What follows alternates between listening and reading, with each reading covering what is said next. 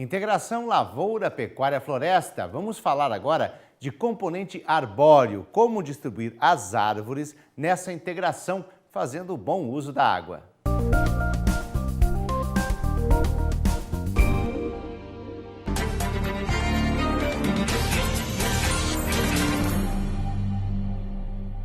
Olá, nesta aula nós vamos trabalhar um pouco a questão dos componentes arbóreo, não arbóreo no sistema agro-silvopastoril. Então a ideia é trazer alguns elementos para a gente começar a pensar no planejamento de como vamos integrar esses componentes dentro do sistema. Para nós começarmos essa condição de integração ou de integrar de fato esses três macrocomponentes, ou seja, a pecuária, a lavoura e o componente arbóreo, é fundamental que a gente pense na distribuição espacial das árvores no terreno. Isso aqui é garantia de sucesso ou de insucesso. Se a gente errar nisso aqui, a gente demora para descobrir que errou e aí pode ser muito tarde. Então, é importante que a gente tenha sempre em mente esses três aspectos aqui que são inerentes ao uso da terra. Conservação do solo e da água, trânsito de máquinas, a gente tem que levar em conta que a gente vai precisar e vamos cada vez mais automatizar, mecanizar operações no meio rural. E quando a gente tiver o componente animal, o rebanho, a gente tem que levar em conta que eles têm um comportamento que a gente precisa levar em consideração na hora de planejar o componente arbóreo. Bom, isso aqui a gente já viu na aula anterior, é só para reforçar que nós temos então água em abundância, chove bem de maneira geral na região da Mata Atlântica. E quando chove bem e a gente erra nas práticas de manejo do solo, de conservação do solo da água, pode acontecer o que a gente vê nessa imagem aqui. Ó. Isso aqui é plantio direto na região do Alto Uruguai, no Rio Grande do Sul. Né? E vocês olhem aqui, plantio direto já bem estabelecido. E no verão de 2009, numa chuvarada um pouco mais forte, olhem só o que aconteceu. Mas percebam também o sentido em que foi feito o plantio. Aqui é depois da colheita, né? Vocês estão vendo a resteva de soja. O sentido de plantio, ó, no sentido da pendente, de morro abaixo. Né? Então vocês vejam aqui na baixada o que acumulou aqui, ó, de terra fértil, provavelmente de adubo, semente, né? Por conta de uma operação. Então vejam nesse exemplo o que acontece. Numa depressão como essa, que é normal nos terrenos, as águas fluem nesse sentido, se encontram numa posição mediana e aí escoam para cá, fazendo isso aqui, ó, lavou, realmente fez um sulco de erosão aqui numa área de plantio direto. Né? Isso por quê?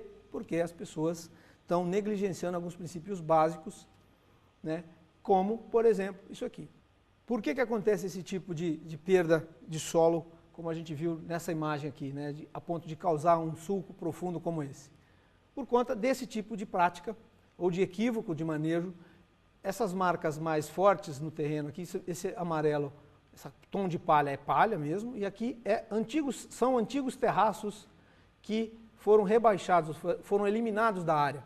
E nesse momento dessa imagem, aqui vem uma máquina fazendo o plantio, provavelmente o plantio de aveia azevém, né? E ela está no sentido da pendente. Ela vem plantando de morro abaixo. Então, se acontecer uma chuvarada, como acontece nesse momento aqui, vai novamente causar uma erosão dentro de uma área que é considerada de plantio direto, que não poderia estar tendo esse tipo de problema de erosão. Mas como o plantio direto, mal feito, mal manejado, tem aquele resultado anterior. Então, por conta disso, a estratégia de integração ou da introdução do componente arbóreo nos sistemas de uso da terra tem que levar em conta esse aspecto do planejamento. Então, essa imagem é, na verdade, uma imagem aérea de uma propriedade no sul do Rio Grande do Sul, mais precisamente em São Nicolau, e que vocês estão percebendo no fundo aqui, em vermelho mais claro, são as marcas no terreno das curvas de nível estrito sensu, ou seja, tal e qual seriam as curvas de nível realmente no terreno. Então, numa situação dessa, a gente tomou a seguinte decisão, e é assim que a gente procede. Dividimos a área em duas sub-áreas, porque, vamos voltar aqui, porque aqui tem uma parte mais, uma depressão maior, e tomamos esta curva de nível como a curva de nível referência e esta curva de nível como a referência estrito sensu, ou seja, essas são curvas reais, de fato no campo. As demais, a montante e a jusante, ou seja, acima e abaixo de cada uma delas, são simplesmente colocadas no terreno equidistantes, a ponto de que a gente mantenha sempre a mesma distância de uma linha para outra, dando assim então condição de sistematizar toda a área e de manter o tráfego de máquinas adequadamente na área.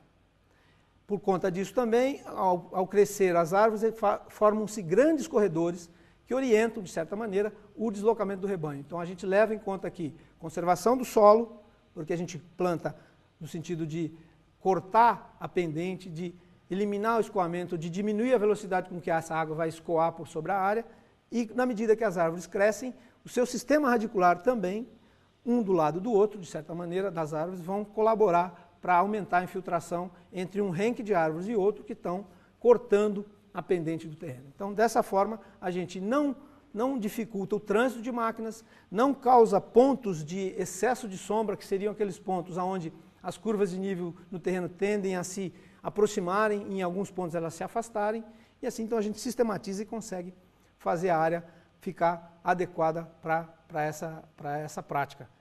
Isso é o conceito da linha mestre, né? Então a gente determina isso no terreno estrito sensu. E aí as demais são por acompanhamento, que pode ser feito por máquinas, pode ser feito por pessoas caminhando, enfim, aí as formas de locar isso variam do tamanho da área e dos recursos disponíveis para fazer isso. E aí, depois que feito, então essa imagem já é uma imagem do Google, né, que vocês podem observar aqui onde estão locadas as duas subáreas, em vermelho a primeira e em verde a outra, e a linha azul é onde o terreno fazia uma depressão que acumularia água se a gente tivesse plantado no sentido da pendente. Então, nessa área aqui a gente consegue ver o trabalho depois de evoluir, depois como é que ele evoluiu, né? Bom, se a gente fizer terraços, nem sempre é necessário fazer o terraço, né? Mas se for o caso de fazer terraço, numa estratégia maior, numa área mais degradada, a posição adequada ou correta para você colocar o componente arbóreo está ilustrada nessas imagens aqui, ó. Nunca nesta posição, evitar de plantar nesta posição do terraço, porque esta posição é a posição de infiltração. É a posição que se você plantar aqui, você depois, se precisar no futuro reformar esse terraço, você tem dificuldade de fazer isso. E aqui é a área de infiltração. Nunca plantar nesta posição, porque é o ponto mais alto. Se você plantar nesta posição, você vai forçar o gado, se tiver gado na área, a caminhar dentro do sulco de infiltração, né, que é essa posição aqui, vai caminhar dentro do sulco de infiltração, ou vai caminhar do outro lado e fazendo, vamos dizer, destruindo o terraço, né? Então, essa posição no terço final do terraço é a posição de você plantar 1, 2, 3 ou N linhas de árvore, sempre nessa posição para baixo. Por quê? Essa imagem ilustra um caso errado, ó. Esta árvore deveria ter sido plantada na posição 3. O gado caminharia aqui, nesta posição, onde está a árvore agora. Como a árvore está na posição errada, o gado caminha aqui, destruindo o terraço, fazendo com que as raízes das árvores, inclusive, comecem a aparecer aqui, e ao remover solo daqui, esse solo vem para cá e assoreia o canal de infiltração aqui. Então, você está fazendo tudo errado nesse aspecto, né? Então, em amarelo aqui, a linha do terraço original, o perfil original do terraço, em azul, o perfil do terraço depois de um certo tempo de uso, né? Com a exposição do sistema radicular das árvores aqui, que vai trazer problema para o componente arbóreo depois, né? Isso aqui é para ilustrar o que acontece, então, aqui tem uma sequência de erros nessa imagem, tem muita árvore junta, ou seja, precisaria ter feito um desbaste. A desrama já deveria ter sido feita até esta altura aqui, e a posição nos terraços está errada, a ponto de que vocês conseguem ver aí, ó, o sistema radicular das árvores aparente aqui, ó, um terraço tipo Nichols, um terraço embutido, que é um terraço bastante, de borda bastante alta. Ainda nesse aspecto, para ilustrar o que acontece quando a gente erra no planejamento, veja, isso aqui é uma área de plantio direto, sempre foi plantio direto nos últimos 20 anos, e aí chegamos lá, o projeto de integração lavoura, pecuária, floresta, programa do ABC. E aí, por uma falha de planejamento, plantou-se dessa forma aí, de morro abaixo. E aí, o que acontece então? Vamos lá. Percebam que aqui já tem, na parte baixa, tem acúmulo.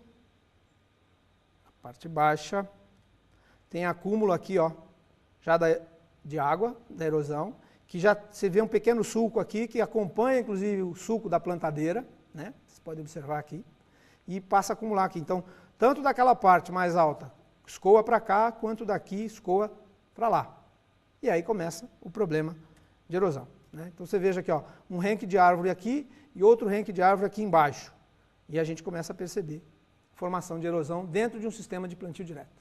Que se tivesse sido plantado acompanhando as linhas de nível do terreno, esse problema não existiria, né? Bom, isso aqui também é só para reforçar, nós já vimos na aula anterior, isso aqui é para reforçar que nós temos luz, radiação solar suficiente para o crescimento arbóreo, para o crescimento das lavouras, e que, claro, por conta disso aqui, pode causar problema para o nosso gado. Só para pontuar para vocês, a carga térmica radiante de um animal a campo, para ele estar confortavelmente, não pode exceder 700 watts por metro quadrado. Então, comecem a perceber aonde que chega a carga térmica radiante aqui, né? É comum no verão a gente ter mais de 1.100 watts de carga térmica radiante nas áreas de pastagem dentro da Mata Atlântica. Então, isso que é muito bom para o crescimento vegetal, é um problema para o conforto térmico animal a campo, né? E é uma informação, então, que a gente tem que levar em conta na hora de planejar. Porque é provável que vocês vão ouvir e vão ver, e talvez vão pensar assim, que o melhor seria orientar o plantio das árvores no sentido do caminhamento aparente do solo. Quando isso coincidir com as práticas de conservação do solo, ótimo. Quando isso não coincide, é muito ruim, porque se isso fizer o trabalho que foi feito nesta área anterior, que eu mostrei, que aqui foi feito pensando no sol, infelizmente, nesta área, o caminhamento do sol está tudo bem e o caminhamento da água também está tudo bem. Ou seja, estamos perdendo água e vamos causar erosão, perdendo solo também, né? Então, esse é um ponto que orienta o planejamento, ou seja, não é o caminhamento aparente do sol, mas sim num lugar que chove bem, que tem grande incidência de radiação solar, nós não temos que nos preocupar com luz solar. Luz solar, a gente vai regular essa luz, vai fazer isso mediante o manejo do componente arbóreo, que nós vamos tratar na aula seguinte, de desrama, de desbaste, para tratar de como regular isso para evitar um sombreamento excessivo. Nessa fase inicial, a gente precisa pensar em conservar água e solo.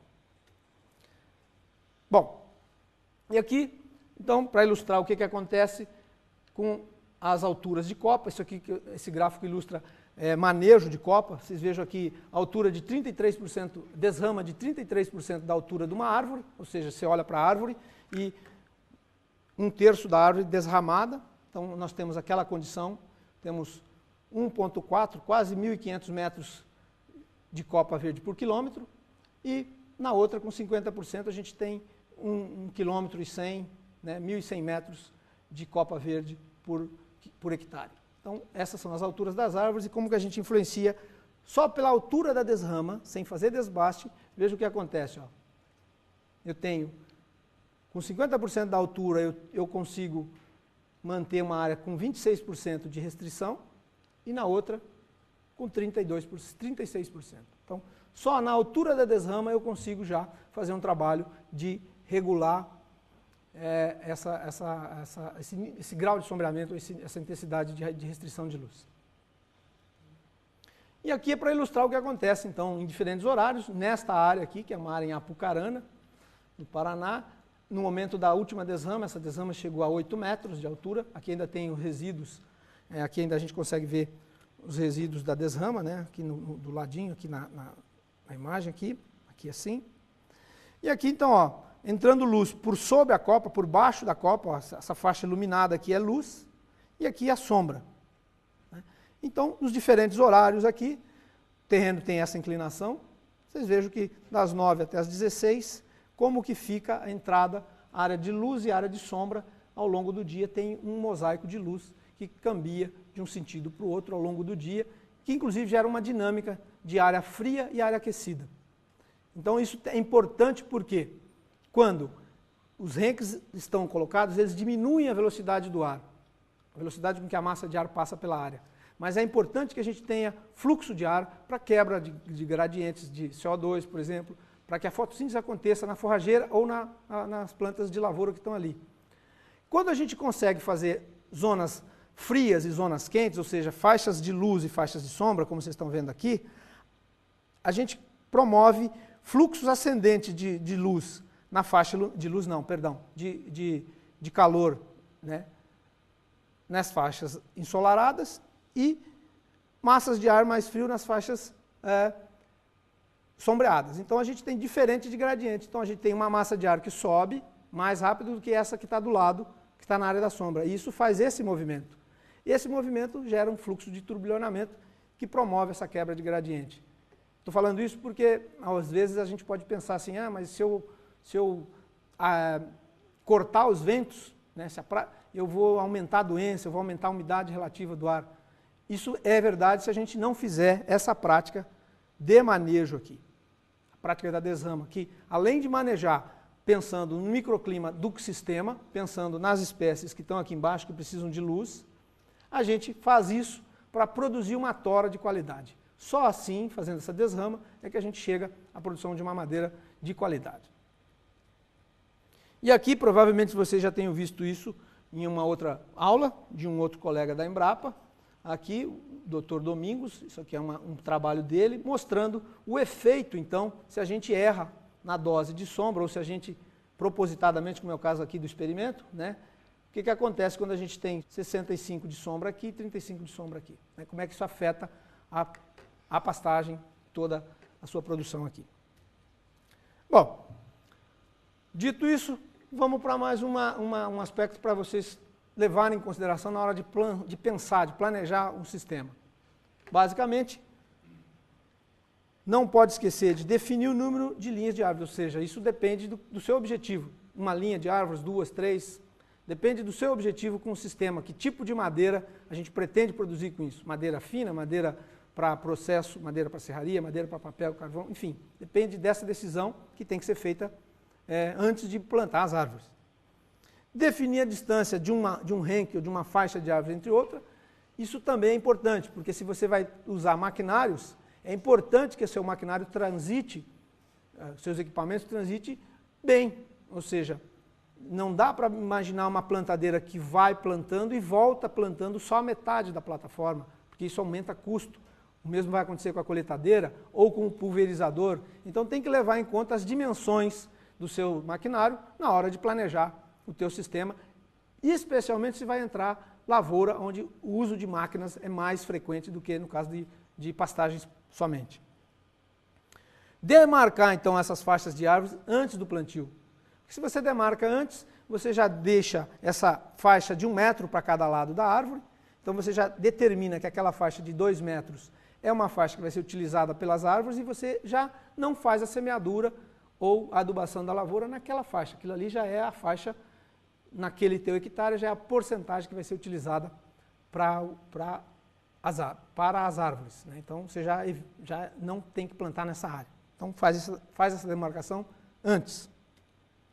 É isso aqui para ilustrar, né, a faixa. Então vocês vejam, a faixa já foi deixada de lado, na imagem aqui. O milho está plantado aqui do lado, dos dois lados, numa área isso aqui é uma área de grevilha com 1 ano, né? Diferente de outras espécies. A grevilha cresce relativamente lento.